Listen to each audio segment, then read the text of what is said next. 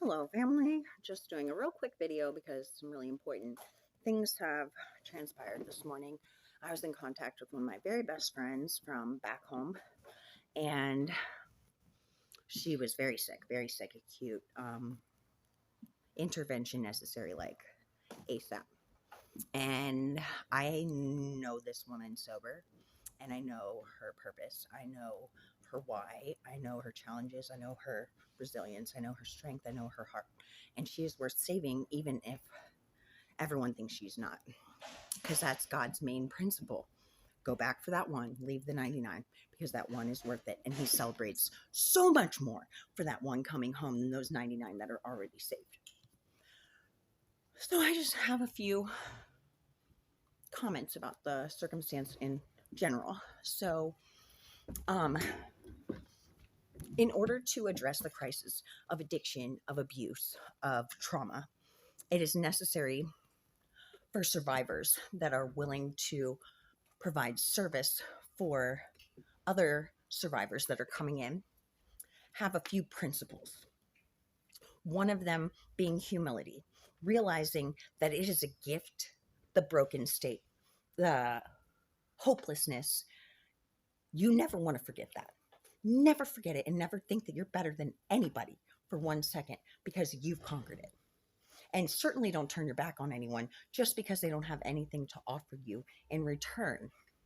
None of that matters. It shows character when people show up for the people that can't give you anything in return. No status, no notoriety, no money, but you're doing it with a purpose of the greater good. I think that everybody needs to wake up. Recovery centers, wake up. Quit stealing money from recycled addicts and actually do the damn thing. This is the time right now. Right now. Do the damn thing.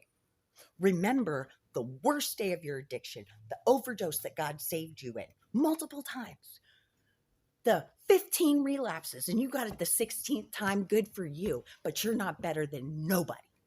Don't forget where you came from. Don't let money pollute it. Don't let status, power, none of it matters. None of it matters. The greater good is what matters. Healing, restoration, that's what matters. I see so many people self-righteous now, like they've done something so phenomenal, but it's for their own self and not the glory of God. He said, look at my people. They are hurting. They are broken. They are left behind, unheard, negated by greed, power, selfishness, ego. No. So what I like to do with people is like test intentions. So I'm way smarter than I may seem, and so is my girl Nancy sitting right back there. We have done character tests on everyone we've come in contact with, whether it was online, in person. We ask questions to see the root of who someone is in their character and integrity because it matters. And I lost my train of thought just because I'm mad. What was I talking about? Okay. Integrity. Yes. Tests. So Nance and I have nothing essentially on paper to give anyone right now. We are technically homeless, which gives a stigma in itself. No resources, no money. We look like we're not in a position of power. That's when we see who the true people of integrity and character are. People that I've been friends with since childhood have shit on me, have completely removed themselves from my circumstance. And that's okay. But in the little things that you don't help with shows you won't help with the big either. Like if I say, for instance, I reach out and say, oh my gosh, our best friend from the sober living is dangerous in addiction right now. Jarringly, she's going to die soon if no one stops. And if one of my sisters says, I guess, but if she doesn't do it, it's on her, I did it. No, fuck that. You're lucky, bruh. That's all that was. You ain't special. Give it back. You only keep it by giving it away. You go back in the trenches and you get people out of the fire. And you do it without ego, without self-centeredness, self-righteousness. Get real. The good guys, are you the good guys? Are the good guys good guys? They're assholes. Little arrogant assholes, in my perspective.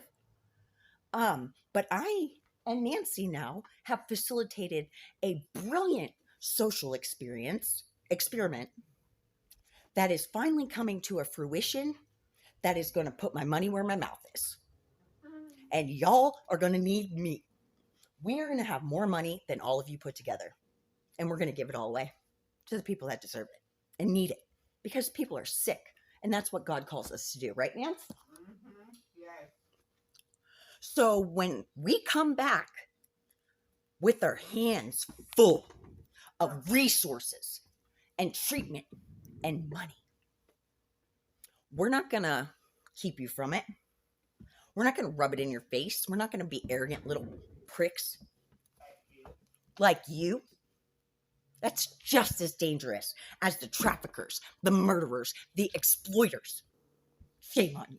Shame on you just as much as shame on them. You knew better. You know God, you say. Do what Jesus would do, because none of you are doing it, in my opinion, from what I've seen. None of you. And now, God told me he's preparing my table. You know what that means? It means get ready. Because anyone who didn't believe in this white girl with an addiction problem and trauma and no help still got up. This woman from the Bronx that was mercilessly tortured by people and mocked for it got up. By police. By people in positions of power and character and integrity. Quit hiding behind your badge. Will the real leaders please stand up right now? Integrity, humility, transparency, ability to take feedback, ability to take loss and get up, resilience, overcoming, intellect, intuition. Where are the leaders?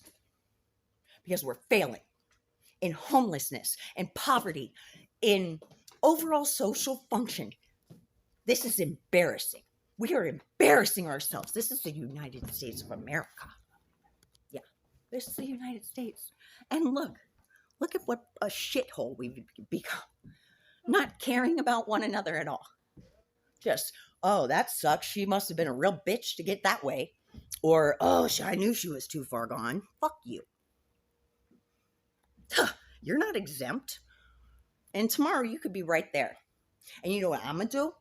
When I come back with all those resources that you didn't believe I was capable of receiving for the greater good, I'm going to give it to you and say, I love you. And I pray for you. And I pray for healing.